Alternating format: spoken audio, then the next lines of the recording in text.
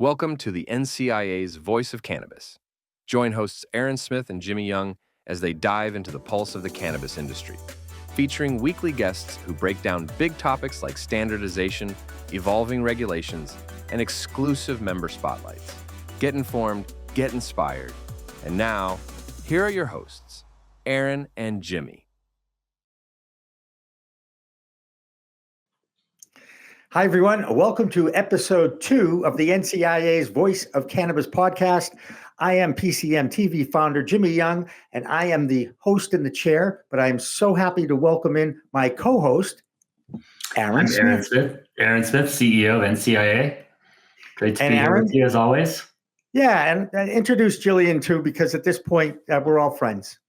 Really excited to invite Gillian Schauer from CANNRA to what I believe is our third episode of this podcast. And Gillian has been a great partner to NCIA as well as to the regulators across the country, really doing a fantastic job at elevating the regulatory landscape for cannabis, and looking forward to this conversation today. Thanks, Aaron. Thanks for having me. And Gillian, the first question is, what is CANNRA? I mean, I can figure it out, but for those that can't figure it out, what is CANNRA and exactly what you do with them?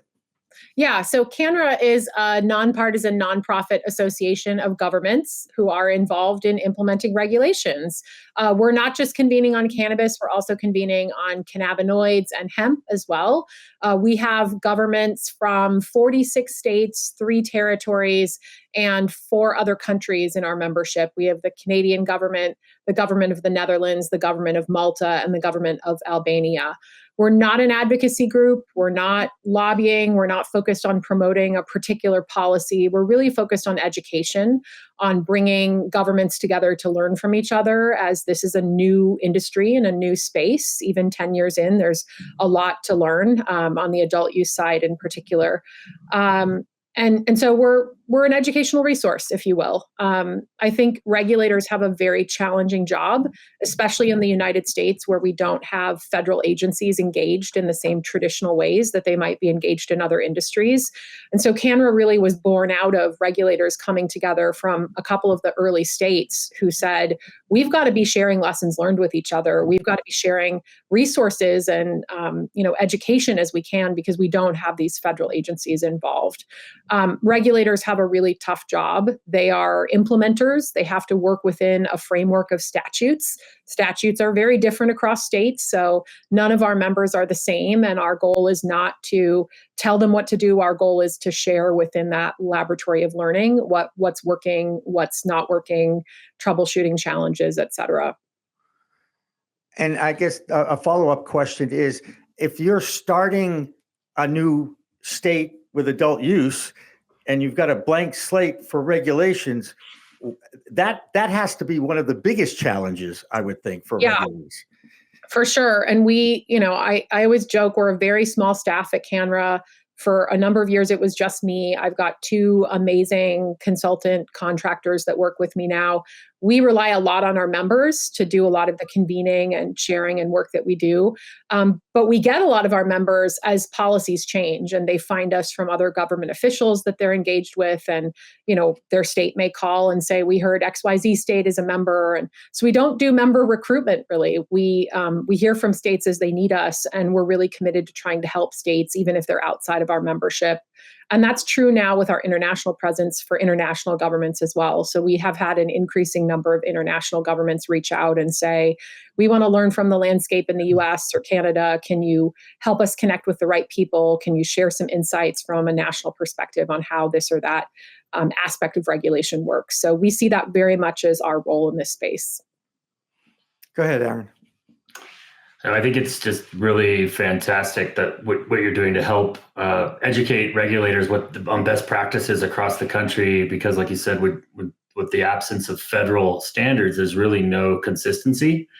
And from the industry standpoint, our constituents, our members, that's all they want is consistency. And I think, we share also the same goal, which is that we want to see quality product, safe product, tested product. We want to make sure that public health and safety is put first. And these are goals that we share with the regulators and with CANNRA, and would love to explore how we can continue to advance those goals in partnership, industry and governments. Absolutely. I think it's going to take that to further this again, relatively nascent industry. We're going to need those kind of partnerships. What are some of the trends that you're seeing with that hemp-derived THC that's out there? It may be the most confusing time in the evolution of the cannabis space right now, because you really have two different industries, $2 billion industries with the same plant. Yeah, and this is the number one challenge for regulators in this space right now, hands down. Unregulated finished products exist in the cannabinoid hemp space unless your state has acted to add regulation or regulatory authority. These finished products don't have regulation. And I know there's regulation on the cultivation side, but that would really be the equivalent of saying we regulate potatoes, so no one needs to regulate vodka. But a lot of states now with medical and adult use programs have a regulator for those entities.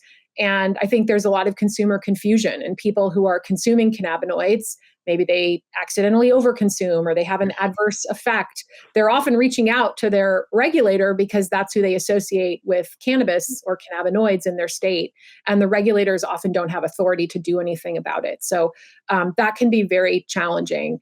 We all know that there are some really good actors in this space who are already operating as though regulation will come to the cannabinoid hemp space, but there are also some bad actors. And I think the challenges for regulators, they have as their prime mission in every state, consumer safety. They also have, growth and development of the industry, economic, standards, et cetera. But consumer safety is really at the top. And when packages contain things that aren't labeled properly, when packages appeal to children, when there's not adequate testing of products, when they're sold to anyone, who has a credit card, I think there are a lot of consumer safety concerns that can come into play. So we've seen states take a mix of approaches in how they regulate these. And that mix has really added to the heterogeneity that we see in this landscape. So when I first took my position with CANNRA, a lot of people were excited about CANNRA and said, great, we've got an association of governments coming together now. They can standardize everything in cannabis. And I naively maybe thought, great, there must be some things where we can get everybody rowing in the same direction. And it didn't take me long to realize that regulators were not usually the ones making the laws. They may make some decisions within rulemaking, but it comes from statute. And unless we get every state legislature to do the same thing, we don't have states able to do the same thing, even if there's agreement across regulators on things like lab testing or packaging and labeling. And so we've had this heterogeneity in our cannabis laws and landscape that has been difficult for business. We have that repeating and maybe even exponentially repeating with hemp. So now we not only have heterogeneity across states, we actually have heterogeneity within states where the same, say, 10 milligram THC beverages regulated one way if it's hemp, regulated another way if it's marijuana, or the same 100 milligram THC brownie regulated one way if it's hemp, regulated one way if it's marijuana. And I think that's going to make it difficult for the industry as a whole if we take away the sort of hemp cannabis labels that we put on things to have this heterogeneity. We see states doing a lot of different things in regulation of hemp. We see some states banning it outright. I think sometimes those outright bans come from a legislature or from government because the industry can't come together and compromise and come up with a solution. And I think we've all witnessed, legislative sessions where lawmakers just get frustrated and said, we're done with this. Some states are regulating it within cannabis pathway, and they've sort of set a line in the sand where some products are still available in general population retail settings, and some have moved over into their cannabis pathway. And then we have some states like Tennessee that are fully regulating hemp as its own thing because they don't have medical or adult use. What's interesting is regardless of how states are approaching the regulation, litigation abounds. And so there are more than a dozen states now that have litigation from the hemp industry for any variety of actions they've taken, which I think creates more regulatory uncertainty. So to synthesize, we've got increasing heterogeneity of policies, not just across states, but within states. And we have regulatory uncertainty without having a federal entity come in and set some minimum standards and boundaries. So it's a tough space for sure. Yeah.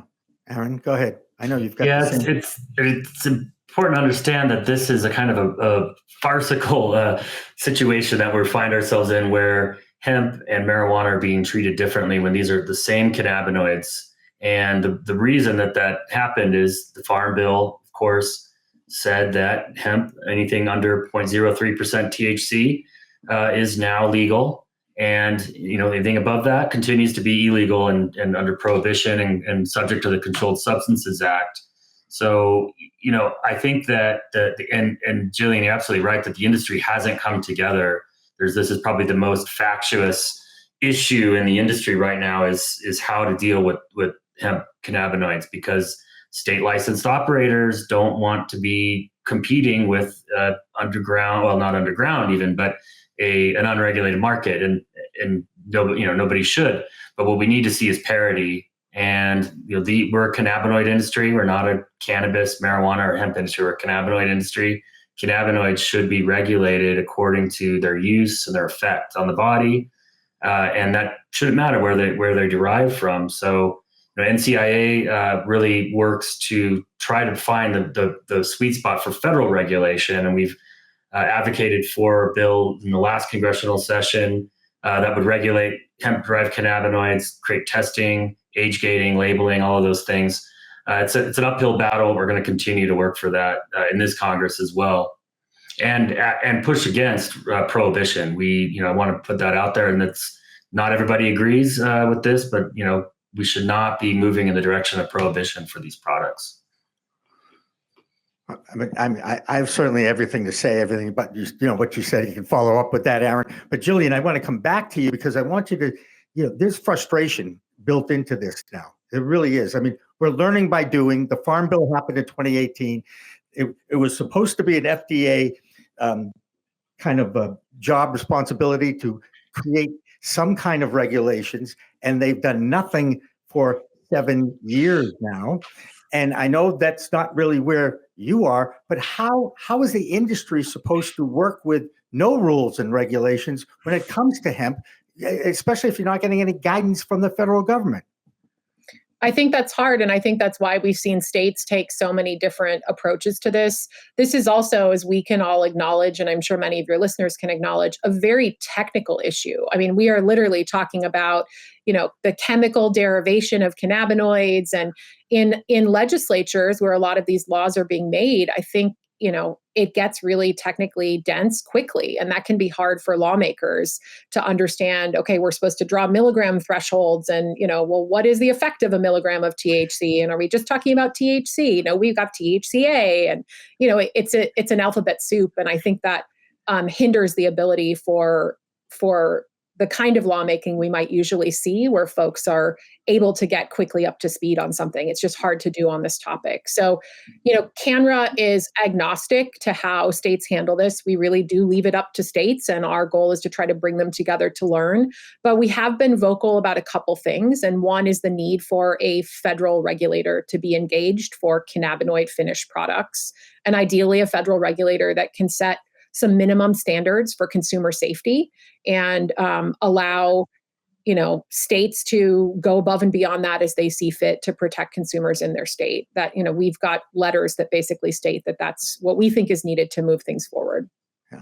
And Aaron, I'm going to throw this right at you, okay? Because if you have a federal regulator, would you still think that you would be going for descheduling and allow that federal regulator to regulate this one industry? In other words, create another alphabet department like the FDA, USAG, and ABC. Yeah, well, I don't think we necessarily need another department, but it could live under ATF, for example. I think, this was, many people think this was an accident, and probably was, that Congress moved to, legalize these hemp cannabinoids, intoxicating cannabinoids.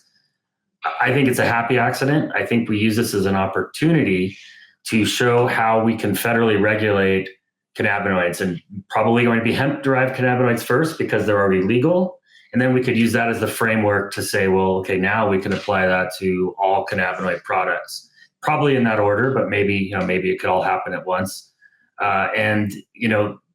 We should have, again, parity so that all these products are regulated the same. And at the state level, that probably means loosening some regulations on the marijuana side, because a lot of our members and folks on the hemp side say, well, hang on, I don't want to comply with cannabis regulations like in a place like California, for example, where the industry's failing, but there needs to be regulatory parity. So I think in some cases that means lightening the regulations on marijuana and certainly more regulations on hemp. And perhaps, I'll throw this out there, this is my personal opinion, perhaps low dose beverages could also be sold alongside alcohol, like what is happening in Minnesota right now. And that's, NCIA doesn't have a position on that yet, but I think that is another interesting development happening in the country, and I personally would like to see it. Yeah, Connecticut's doing that as well. New Jersey has a policy on the books that they're enjoined on, but I think I speak for all regulators when I say we would love to have the industry come together and show us how that balancing happens. Every single industry trade association I speak with, whether in cannabis or hemp, I challenge them to put something together that they can show regulators that keeps consumer safety in the forefront, but shows where some cannabis regulations could be, loosened or relaxed, and hemp could be brought into the fold, and how that might look. I think we need to have those hard discussions, and there's an opportunity for some state that's innovative to take up new policy like that and show how that could work. It's built into the system that regulators and industry people, have to kind of do a dance together. What would you like to see the industry change or move towards to have a better relationship with the regulators in their states? Yeah, I think there's a ton of opportunity here. First, I think the industry needs to recognize their regulators' job is to implement. And, there's a lot that happens in statute where regulators get absolutely raked across the coals for it. And it's a legislative decision. And the industry needs to know sort of who they're going to. Is this a rule issue or is this a statutory issue? I think they need to recognize that regulators' job is to protect consumer safety. So any changes they want, they should come to a regulator and show how those changes can happen without negatively impacting consumer safety. They need to be solutions oriented. A lot of times the industry will come to their regulator with a long list of complaints, and their regulator is always open to hearing that, but it's always helpful if they can say, these are the things that would help resolve those issues. It's hard to, every regulator in the country right now understands the pressure the cannabis industry is under financially. So it's hard to be forward thinking, but I think to the degree that the industry can look more than a couple months out or 6 months out, it's great to have more longer term view. Be respectful and professional of your regulators. They're public servants. They're working as hard as they can. Treat them with respect, and tell your story would be the last thing I would say. Really helps a regulator to understand the story behind the complaint or the solution that you're asking for. So there's a big opportunity. Regulators want to hear from the industry, and I hope the industry can engage in those ways to be productive. Aaron, you got anything? I echo all of that. And to Gillian's point, it's the policymakers, the elected officials typically that are actually writing the laws that the regulators are tasked with enforcing. And it's our job as an industry to educate the policymakers on how to do so in a way that's favorable, so that we can have a regulated industry, so that we can have a thriving industry that puts the criminal market out of business. I think one great way that the industry can engage is to join NCIA at our lobby days coming up May 13th through 15th in Washington, D.C. Gillian will be joining us for a national summit on a panel with some other state regulators, Tabitha Robinson from the Maryland Cannabis Administration and others who are yet to be confirmed, to really start these conversations and then hit Capitol Hill and talk about these issues and tell your story, as Gillian said, with members of Congress. So definitely hope the listeners join us there. And Aaron, if I can add one thing about NCIA, if you're listening from a state trade association, please plug into NCIA. CANNRA does not work with state trade associations. We leave that to the regulators. We work with NCIA and other trade associations at the national level. So if you want your voice heard at CANNRA, that's really the best way. And Thank you. come to Lobby Days, by all means, in mid-May in Washington, D.C. And Gillian, in this era of communication where we've learned how to use Zoom and all this other stuff, I really look forward to seeing you in 3D because it is so amazing how many friends I've made on Zoom, and I've never seen them in 3D. So I look forward to actually meeting you in Washington, D.C. I'll see you there, Jimmy. That's right. And Aaron, I know what you look like in 3D. I just want to make sure everybody knows that too. And I still enjoy being with you. Okay, so there you go. Aaron Smith, thank you again, as always, for giving me the opportunity and joining the crowd here in the cannabis world of media and podcasting. And I really appreciate it. That's going to wrap us up on our episode 2 of The Voice of Cannabis. And this is going to be released, like all of our episodes, on Wednesdays. And we try to make it as close to noontime on the East Coast as possible. But sometimes technology gets in the way with that. And we want to make sure when we do release something, it is ready to be looked at by the public. I'm also going to go on record of saying I do want to thank the support that we're getting from our title sponsor, Buds Group Consulting, an experienced group of business people in all phases, and of course, a specialty in the cannabis business, and by Maverick Public Relations Agency as well. They do have a tremendous big agency experience and an outstanding client service. And they're really one of the, I don't want to call them a little player. They're very active. That's the best part about Maverick PR. So if you are actually interested in supporting the effort of this program and you're interested in talking to someone who may know how to get you involved with that, yes, you can contact me at jimmy@procannabismedia.com. So for Aaron and Gillian, I am Jimmy. Thank you so much for watching. And remember, consume responsibly. Thank you both.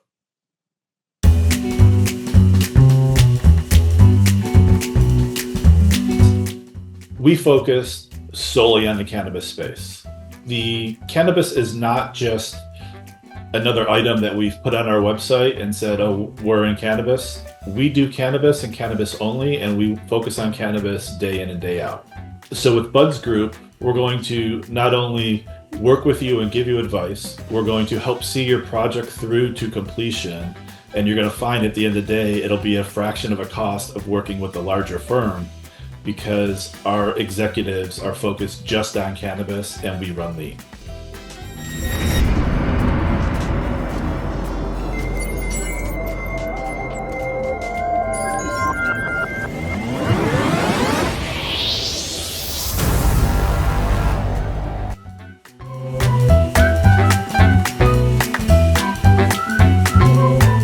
Looking for PR that over-delivers on expectations? At Maverick Public Relations, they pair big agency experience with personalized attention. From launching award-winning brands to securing top-tier media hits, their data-driven communications team helps visionary leaders and entrepreneurs rise above the media noise. Maverick PR is responsive, collaborative, and relentless about results and ROI. Visit themaverickpr.com and make headlines together. That's a wrap on this episode of the NCIA's Voice of Cannabis. If you liked what you heard, smash that like and subscribe button, follow us on your favorite platform, and share this episode with your network. We've got more industry movers, shakers, and game changers coming your way every week. So don't miss a beat. Tune in next time for another fresh episode with Aaron and Jimmy.